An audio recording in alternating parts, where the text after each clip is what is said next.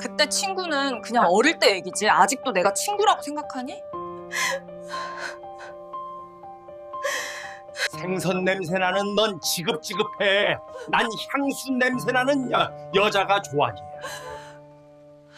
그 사람이 그날 제게 그랬습니다.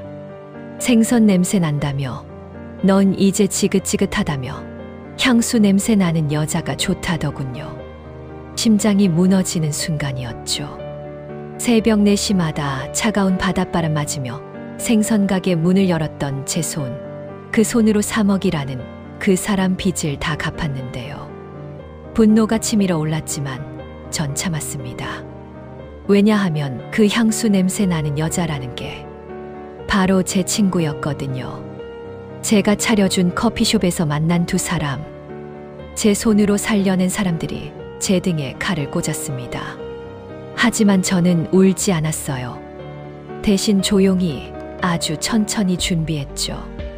그들이 어떻게 무너지는지, 제 복수가 어떻게 완성되는지 끝까지 보시면 배신자들의 최후를 보실 수 있습니다. 놓치지 마세요. 무료 버튼인 구독과 좋아요를 눌러주시면 다음 속 시원한 응징도 놓치지 않으실 거예요. 새벽 4시, 아직 어둠이 짙게 깔린 시장 골목이었습니다. 제 손은 이미 얼음처럼 차가운 생선 상자를 들어 올리고 있었죠. 10년째 같은 시간, 같은 자리예요. 비린내가 코끝을 찌르는 이곳에서 하루를 시작하는 게 제 일상이었거든요. 아줌마, 고등어 싱싱해. 첫 손님이 들어왔습니다. 새벽부터 나온 동네 할머니였는데요. 매일 같은 질문을 하시더군요. 네, 어르신. 오늘 새벽에 들어온 거예요. 보세요. 눈이 아직도 맑잖아요. 제가 고등어를 들어보이자 할머니가 고개를 끄덕였습니다. 손질하는 동안 칼날이 손가락을 스쳤죠. 또 상처가 났어요. 하지만 아프지 않았습니다. 이미 굳은 살과 상처투성이인 손이었으니까요. 그때 전화가 울렸습니다. 남편이었죠. 야, 오늘도 그 냄새 나는 데서 장사하냐? 목소리부터 짜증이 가득했습니다. 제가 대답하기도 전에 계속 쏟아냈죠. 내가 커피숍 손님 응대하는데 내 생선 냄새가 여기까지 나는 것 같아서 역겨워 죽겠어. 심장이 쿵 내려앉았습니다. 손님들이 있는 가게에서 그런 말을 듣는 게 창피했거든요. 그때였어요. 그 사람이 본격적으로 독을 뱉기 시작한 게. 너 같은 여자랑 산다는 게 이제 지긋지긋해. 생선 비린내 풍기는 내가 내 안에 있는 게 쪽팔려. 제 손에서 칼이 떨어졌습니다. 주변 상인들이 다 쳐다봤죠. 부끄러웠어요. 하지만 더 충격적인 말이 이어졌습니다. 난 향수 냄새 나는 여자가 좋아. 우아하고 깨끗한 여자 말이야. 너처럼 비린내 나는 여자 말고. 분노가 치솟았습니다. 3억이라는 그 사람 빚, 제가 이 생선 가게에서 한 푼, 두 푼 모아서 다 갚았는데요. 그 돈이 어떻게 모인 돈인지 그 사람은 알까요? 그래, 알았어요.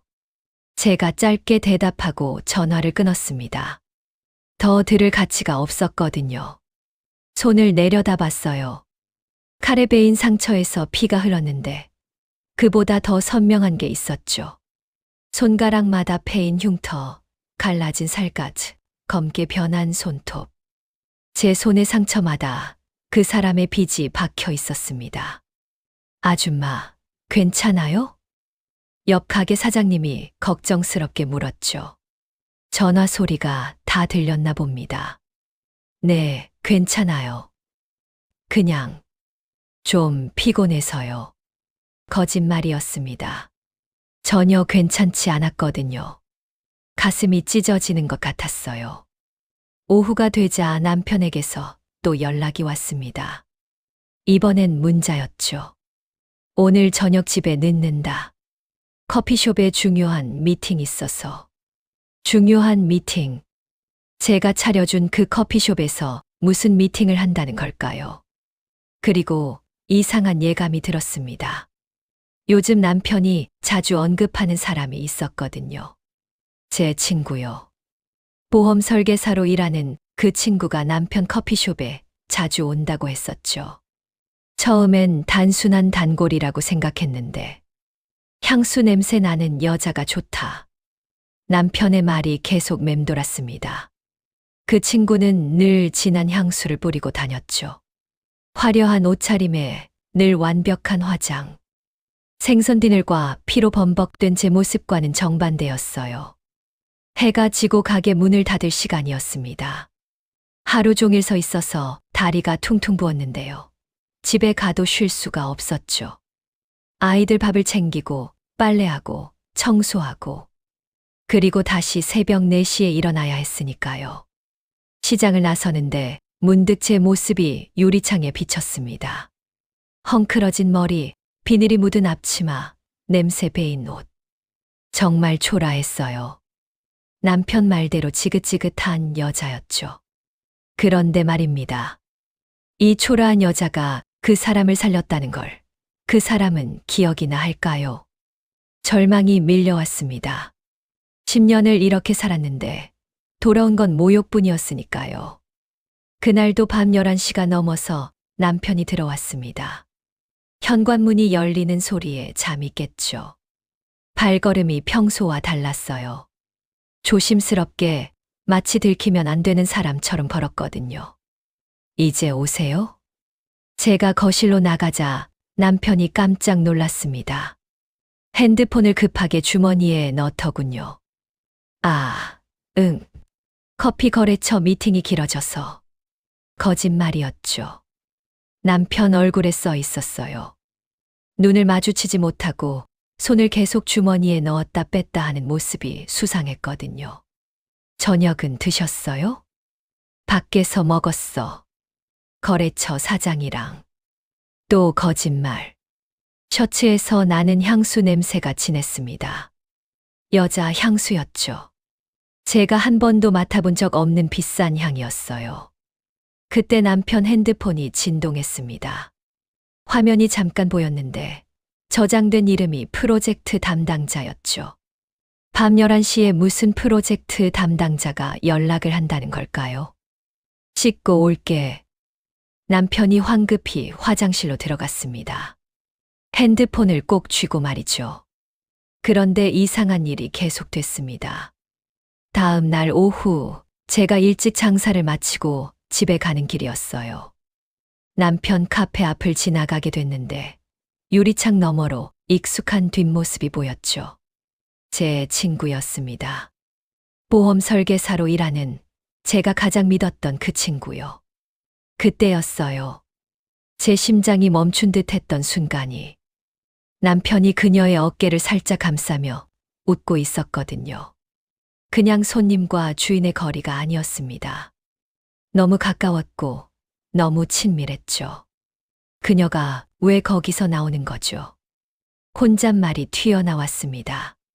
가슴이 답답해서 숨이 막힐 것 같았어요. 집에 와서 남편에게 물어봤죠. 오늘 카페에 특별한 손님 있었어요? 아니, 별로. 왜? 태연했습니다. 마치 아무 일도 없었다는 듯이요. 제 친구 은서 씨 안 왔어요? 요즘 자주 간다고 들었는데. 남편의 표정이 순간 굳었다가 다시 웃음을 지었습니다. 아, 은서 씨, 가끔 와. 커피 맛있다고 단골 됐더라. 그 가끔이 매일이라는 걸 제가 모를 줄 알았을까요? 그리고 균열이 더 선명해졌습니다. 며칠 후 저녁 친구에게서 전화가 왔어요. 나야. 요즘 바빠서 못 봤네. 잘 지내? 목소리가 평소와 달랐습니다. 뭔가 들뜬 것 같으면서도 조심스러운 톤이었죠. 응, 잘 지내. 너는? 나야 뭐. 그냥 그래. 근데 영수가 혹시 남편이랑 잘 지내? 이상한 질문이었어요. 10년 지기 친구가 갑자기 왜 이런 걸 묻는 걸까요? 왜 갑자기 그런 걸 물어? 아니야, 그냥. 요즘 너가 힘들어 보였어. 시장 일도 힘들잖아. 그녀는 제 시장 일을 늘 무시했었는데요. 갑자기 걱정한다니 더 수상했습니다. 전화를 끊고 나니 모든 게 명확해졌어요. 남편의 늦은 귀가, 향수 냄새, 숨기는 핸드폰, 그리고 친구의 이상한 전화까지. 그 순간 제 가슴이 얼어붙었습니다. 배신감이라는 게 이렇게 차가운 거였군요. 뜨거운 분노보다 더 무서운 건 이렇게 조용히 얼어붙는 마음이었어요. 밤이 깊어갈수록 확신이 들었습니다. 남편과 제 친구 두 사람 사이에 무언가가 시작됐다는 거요. 창밖을 보니 비가 내리기 시작했어요. 빗소리가 제 마음처럼 서늘했죠. 그런데 이상하게도 눈물은 나지 않았습니다. 대신 머릿속이 차갑게 식어갔어요. 무언가를 결심해야 한다는 생각만 선명했죠. 내가 이렇게 당하고만 있을 순 없지. 그날 밤, 전 일기장을 꺼냈습니다. 그리고 하나씩 적기 시작했어요. 남편이 늦게 들어온 날짜, 향수 냄새가 났던 날, 친구가 카페에 갔던 날들을요. 증거를 모으기로 했습니다. 확실한 증거를 잡을 때까지 전 모르는 척할 거예요. 제가 얼마나 무서운 여자인지 그들은 아직 모르는 것 같더군요. 그날은 유난히 장사가 일찍 끝났습니다. 밤 9시 평소보다 2시간이나 빨랐죠. 시장 골목을 나서는데 가을 밤 공기가 차갑게 볼을 스쳤어요. 집에 일찍 가서 따뜻한 차라도 마시고 싶었거든요. 집까지는 걸어서 15분. 큰 길에서 벗어나 골목으로 들어섰을 때였습니다. 우리 집 앞 가로등 불빛 아래 두 사람의 그림자가 보였죠. 처음엔 그냥 동네 연인인 줄 알았어요. 그런데 걸음을 옮길수록 익숙한 실루엣이 선명해졌습니다. 남편이었어요. 그리고 그 옆에 여자는 은서. 제 입에서 친구 이름이 새어나왔습니다. 믿고 싶지 않았지만 그녀의 빨간 코트는 너무나 선명했죠. 그때였어요. 세상이 멈춘 줄 알았던 순간이. 남편이 은서를 끌어안았습니다. 그리고 그녀의 입술에 자신의 입술을 포겠죠. 길고 진한 입맞춤이었어요. 마치 오래된 연인들처럼 자연스러웠거든요. 제 다리에 힘이 풀렸습니다. 무릎이 떨려서 그 자리에 주저앉을 뻔했죠. 하지만 벽을 짚고 겨우 서 있었어요. 숨소리조차 내면 안 될 것 같았거든요. 자기야, 아내한테는 절대 비밀이야. 은서의 목소리였습니다. 나에게 영수가라고 부르던 그 다정한 목소리로. 제 남편을 자기라고 불렀죠. 걱정 마. 그 여자는 절대 모를 거야. 생선 장사하느라 바빠서 내가 뭘 하든 신경도 안 쓰거든. 남편의 대답이었어요. 그 여자라니. 10년을 함께 산 아내를 그 여자라고 부르다니. 그 순간 제 심장이 찢어졌습니다. 제가 살려낸 사람들인데, 둘 다 제 손으로 일으켰는데, 남편의 3억 빚을 갚느라 제가 얼마나 고생했는지, 은서가 사업 실패로 무너졌을 때 제가 얼마나 도와줬는지 그들은 기억이나 할까요? 우리 언제까지 이렇게 숨어서 만나야 해? 은서가 애교 섞인 목소리로 물었습니다. 조금만 참아. 카페 매출이 좀 더 오르면 그때 이혼하고 당당하게 만나자. 이혼. 그 단어가 칼처럼 제 가슴을 찔렀어요.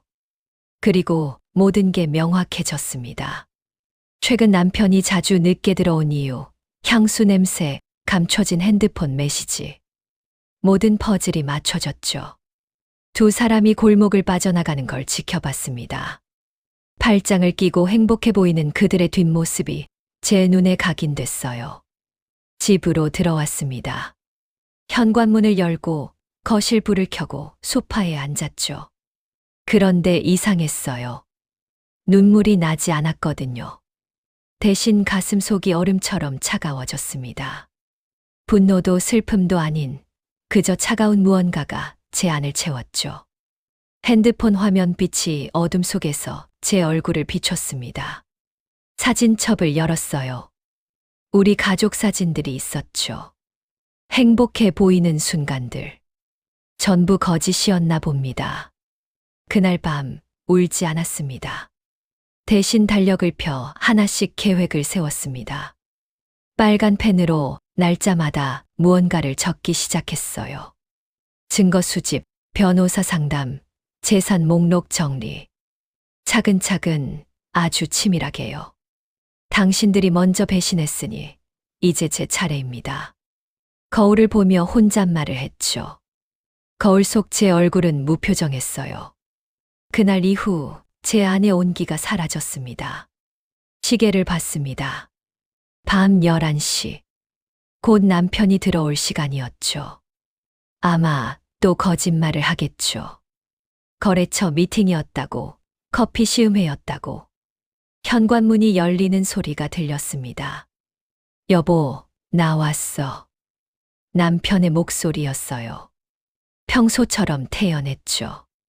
어서 와요. 늦었네요. 제 목소리도 평소와 같았습니다. 마치 아무것도 모르는 것처럼, 아무 일도 없었던 것처럼. 응, 좀 바빴어. 피곤하니까 먼저 잘게. 남편이 안방으로 들어갔습니다. 또 향수 냄새가 진동했죠. 은서의 향수였어요. 전 거실에 혼자 남아 달력을 다시 펼쳤습니다. 계획은 이미 시작됐거든요. 조용한 역습의 서막이 열린 겁니다. 그들은 아직 모르겠지만 곧 알게 될 거예요. 제가 얼마나 무서운 여자인지를요. 새벽 3시 남편이 깊이 잠든 시각이었습니다. 전 거실로 나와 노트북을 켰죠. 은행 앱에 접속해서 최근 석 달간 계좌 내역을 하나씩 확인했어요. 명품 가방 구매, 호텔 예약, 고급 레스토랑. 제가 생선 장사로 번 돈이 어디로 흘러갔는지 선명하게 보였거든요. 그런데 더 충격적인 건 구매 날짜가 전부 은서와 만난 날이었다는 거예요. 그날부터 제 손은 생선 대신 증거를 다듬기 시작했습니다. 스마트폰 녹음 앱을 설치했어요. 남편이 전화할 때마다 자동으로 녹음되도록 설정했죠. 처음엔 죄책감이 들었지만 배신당한 사람에게 죄책감은 사치였습니다. 다음 날 오후 남편이 커피숍에서 전화를 걸었어요. 은서야? 나야. 오늘도 올 거지? 그래, 기다릴게. 녹음이 시작됐습니다. 제 귀에 박히는 그 다정한 목소리를요. 아내, 걱정 마. 오늘도 늦는다고 해놨어. 그 바보는 의심도 안 해. 바보. 제가 바보래요. 심장이 뜨겁게 타올랐지만 전 침착했습니다. 증거는 냉정해야 했습니다. 그래야 진짜가 되니까요. 그때였어요. 휴대폰 알림음이 울렸던 게 은서의 SNS 업데이트였습니다. 오늘도 향긋한 커피와 함께 라는 글과 함께 올라온 사진. 배경에 남편의 손목시계가 선명하게 보였죠. 제가 결혼기념일에 선물한 그 시계였어요. 댓글들이 달리기 시작했습니다. 언니, 요즘 행복해 보여요. 비결이 뭐예요? 사랑하는 사람이라도 생겼어요? 은서의 답글 비밀이에요. 곧 공개할게요. 분노가 치밀어 올랐습니다. 하지만 전 가만히 있었죠. 아직은 때가 아니었으니까요. 그런데 제가 움직이지 않아도 진실은 스스로 길을 찾더군요. 시장 상인회 단톡방에 누군가 사진을 올렸어요. 남편과 은서가 팔짱 낀 채 거리를 걷는 뒷모습이었죠. 이거 생선집 사장님 남편 아니야? 맞네. 근데 옆에 여자는 누구? 아내 친구 아닌가? 보험 아줌마. 순식간에 메시지가 폭발했습니다. 전 침묵했지만 동네 사람들의 눈은 거짓말하지 않았죠. 다음 날 시장에서 이상한 분위기를 느꼈어요. 손님들이 제게 동정 어린 눈빛을 보냈거든요. 사장님, 힘내세요. 남자들이 다 그렇죠, 뭐. 그래도 친구라니. 너무하네. 그리고 폭발의 순간이 왔습니다. 제가 아무것도 하지 않았는데도 은서 주변에서 소문이 퍼지기 시작한 거예요. 보험 고객들이 하나둘 계약을 취소했다는 소식이 들렸죠. 유부남이랑 바람피는 여자한테 무슨 보험을 들어? 누군가 그렇게 말했다더군요. 남편 카페에도 변화가 생겼어요. 단골들이 뜸해졌고 특히 여성 손님들이 발길을 끊었죠. 그날 이후 그들의 웃음은 조롱으로 바뀌었습니다. 남편이 밤에 화를 내며 들어왔어요. 도대체 무슨 짓을 한 거야? 카페에 이상한 소문이 돌잖아. 무슨 소문이요? 제가 태연하게 물었죠. 내가 바람핀다는 헛소문. 내가 퍼뜨린 거지. 내가요? 전 하루 종일 생선 팔느라 바빴는데요. 사실이었습니다. 전 아무것도 하지 않았어요. 단지 증거를 모았을 뿐이죠. 소문은 그들이 스스로 만든 거였으니까요. 그들의 웃음이 이제 제 칼이 될 줄은 몰랐겠지요. 밤이 되자 전 다시 노트북을 열었습니다. 변호사 사무실 연락처를 검색했죠. 이혼 전문, 재산분할 전문, 그리고 위자료 전문 변호사들을요. 이제 시작입니다. 당신들이 먼저 건드렸으니까요. 거울을 보며 말했어요. 거울 속 제 얼굴은 더 이상 슬프지 않았습니다. 대신 차갑고 단단한 결의가 있었죠. 응징의 시계가 본격적으로 돌아가기 시작한 거예요. 변호사 사무실은 생각보다 조용했습니다. 제가 준비한 증거 뭉치를 책상 위에 올려놓자 변호사님이 안경을 고쳤으며 하나씩 살펴보더군요. 완벽하네요. 통화 녹음, 계좌 내역, SNS 캡처, 목격자 진술서까지. 이 정도면 충분합니다. 제가 3개월간 모은 증거였죠. 매일 밤 잠을 줄여가며 정리한 서류들이었어요. 재산분할, 명의신탁 해지, 위자료 청구를 동시에 진행하겠습니다. 특히 커피숍은 부인 명의로 되어 있으니 명의신탁 해지가 핵심이 될 겁니다. 그렇습니다. 세금 때문에 제 이름으로 해둔 커피숍, 남편은 그게 자기 것인 줄 착각했죠. 이제부터 제 이름으로 다시 시작합니다. 일주일 후 남편에게 소장이 전달됐어요. 그날 밤 남편이 미친 듯이 집으로 들어왔죠. 이게 뭐야, 이혼이라니, 재산분할이라니. 보시면 알잖아요. 다 적혀 있는데요. 제가 태연하게 대답했습니다. 내가 감히 내 커피숍을 뺏겠다고? 제 커피숍이에요. 등기부등본 확인해 보세요. 남편의 얼굴이 하얗게 질렸죠. 그제야 자기가 얼마나 큰 실수를 했는지 깨달은 겁니다. 그때였어요. 은서에게서 전화가 왔던 게. 영수가, 이게 무슨 일이야? 회사에서 갑자기 해고 통보를 받았어. 왜요? 무슨 일인데? 품위 유지 위반이래. 유부남과 불륜이 회사 이미지를 실추시켰다고. 제가 회사에 제보한 건 아니었어요. 하지만 증거를 법원에 제출하면서 자연스럽게 알려진 거죠. 그리고 세상이 완전히 뒤집혔습니다. 2달 후 법정에 섰습니다. 판사님이 판결문을 읽기 시작했죠.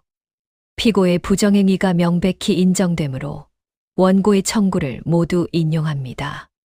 심장이 뛰었어요. 하지만 겉으로는 침착했죠. 커피숍은 원고의 명의신탁 재산으로 인정돼 원고에게 반환하고 재산분할로 피고는 자녀 재산의 30%만 가져갑니다. 또한 위자료 5천만 원을 지급하라. 남편이 그 자리에서 무너졌습니다. 이럴 수가.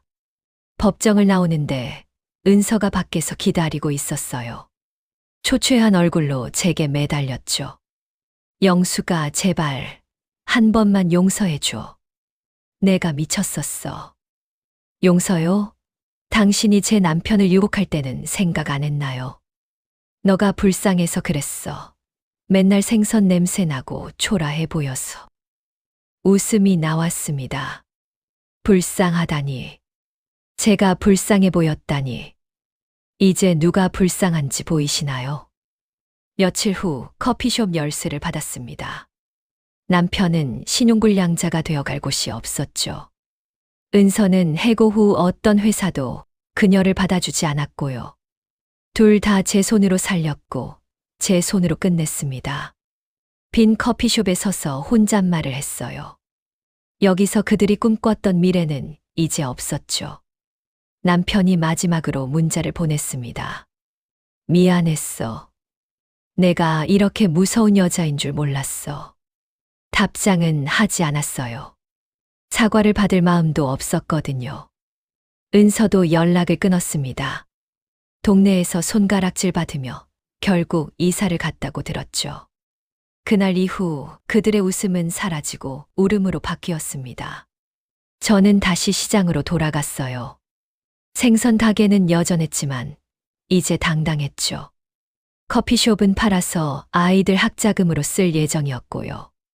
이제 남은 건 당신들 몫이에요. 끝까지 감당해 보시죠. 마지막으로 그들이 있을 법한 방향을 한번 바라봤습니다. 그리고 돌아섰죠. 하지만 제 삶은 이제 시작이었습니다. 법원 판결이 난 지 한 달이 지났습니다. 어느 날 시장을 지나다가 폐업한 커피숍 앞에 멈춰 섰죠. 한때 남편의 자존심이었던 그곳은 이제 텅 빈 공간이 되어 있었어요. 유리창에는 폐업 스티커가 붙어 있었고 안에는 먼지만 쌓여가고 있더군요. 그때 누군가 다가왔습니다. 남편이었어요. 한 달 만에 본 그는 완전히 다른 사람이 되어 있었죠. 수염은 덥수룩하고 옷은 구겨져 있었으며 눈빛은 초점을 잃었더군요. 그는 아무 말도 하지 못했습니다. 그저 고개를 숙인 채 지나갔죠. 한때 제게 생선 냄새 난다며 모욕했던 그 오만한 남자는 이제 없었어요. 결국 진심을 버린 사람들의 자리는 이렇게 남더군요. 빈 가게를 보며 혼잣말했습니다. 복수의 기쁨보다는 씁쓸함이 더 컸어요. 은서의 소식도 들렸습니다. 해고 후 어떤 보험회사도 그녀를 받아주지 않았고 결국 고향으로 내려갔다더군요. SNS 계정도 삭제했고 연락처도 바꿨다고 했죠. 내연녀라는 꼬리표는 평생 따라다닐 거예요. 시장 상인 누군가가 그렇게 말했습니다. 저는 대답하지 않았어요. 이미 끝난 일이었으니까요. 그때였어요. 제 인생이 다시 시작된 순간이. 엄마. 아이들이 시장으로 찾아왔습니다. 큰아이가 제 앞치마를 보고 웃었죠. 엄마, 오늘은 생선 다 팔았어. 그래, 다 팔았지. 작은아이가 제 손을 잡았어요. 엄마 손 차갑다. 장갑 꼈어? 아이들이 제 거친 손을 걱정하는 모습에 가슴이 뭉클했습니다. 이 아이들이 있어서 제가 무너지지 않았던 거예요. 이젠 우리 삶이 새로 시작이야. 제가 아이들을 안으며 말했죠. 그들은 모든 걸 알고 있었어요. 아빠가 떠난 것도, 제가 얼마나 힘들었는지도. 하지만 원망하지 않았죠. 엄마가 최고야. 우리 엄마가 제일 강해. 큰아이의 말에 눈물이 날 뻔했어요. 하지만 참았습니다. 이제 울 시간이 아니었으니까요. 집으로 돌아오는 길, 석양이 시장 골목을 붉게 물들였습니다. 제 그림자가 길게 늘어졌는데 예전과 달리 꼿꼿했어요. 거울을 봤습니다. 상처투성이 손, 거친 피부, 생선 비늘이 묻은 앞치마. 하지만 이제 부끄럽지 않았어요. 이게 제 삶의 훈장이었으니까요. 이 손, 이젠 상처 대신 강함을 지키는 데 쓰겠습니다. 손을 들어 햇빛에 비춰봤어요. 상처 사이로 햇살이 비쳤죠. 아프지만 아름다운 제 인생 같았습니다. 며칠 후 옛 커피숍 자리에 새로운 가게가 들어섰어요. 꽃이 피었죠. 젊은 부부가 운영하는 것 같았는데 행복해 보였습니다. 부디 그들은 서로의 진심을 지켰으면 좋겠네요. 마음속으로 그들을 축복했어요. 저녁에 아이들과 함께 식탁에 앉았습니다. 소박한 밥상이었지만 따뜻했죠. 우리 셋이 둘러앉아 오늘 있었던 일들을 나눴어요. 엄마, 이제 행복해? 작은 아이가 물었습니다. 응, 엄마는 행복해. 너희들이 있어서. 진심이었어요. 화려한 삶은 아니지만 진실된 삶이었으니까요. 밤이 되어 일기를 썼습니다. 복수를 계획했던 그 일기장에 이제는 새로운 시작을 적었죠. 사람의 진심을 그렇게 내던진 당신들. 난 절대 용서 안 합니다. 하지만 더 이상 당신들에게 제 시간을 쓰지도 않겠습니다. 이제 제 삶은 오롯이 저와 아이들의 것이니까요. 펜을 내려놓고 창밖을 봤어요. 별이 빛나고 있었죠. 차갑지만 아름다운 빛이었습니다. 이제 정말 끝이에요. 배신자들의 몰락도 제 복수도 모든 게 끝났습니다. 하지만 제 이야기는 계속됩니다. 더 강하게, 더 당당하게 말이죠. 무료 버튼인 구독과 좋아요를 눌러주시면 다음 속 시원한 응징도 놓치지 않으실 거예요. 본 영상은 세윤극장의 창작 드라마입니다. 모든 인물, 단체, 기관명은 허구로 구성되었으며 실제 사건과 무관합니다. 영상에 등장하는 의료, 법률, 경제 요소는 서사 전개의 일부로 실제 조언이나 정보 제공을 목적으로 하지 않습니다. 시청해주신 모든 분께 감사드립니다.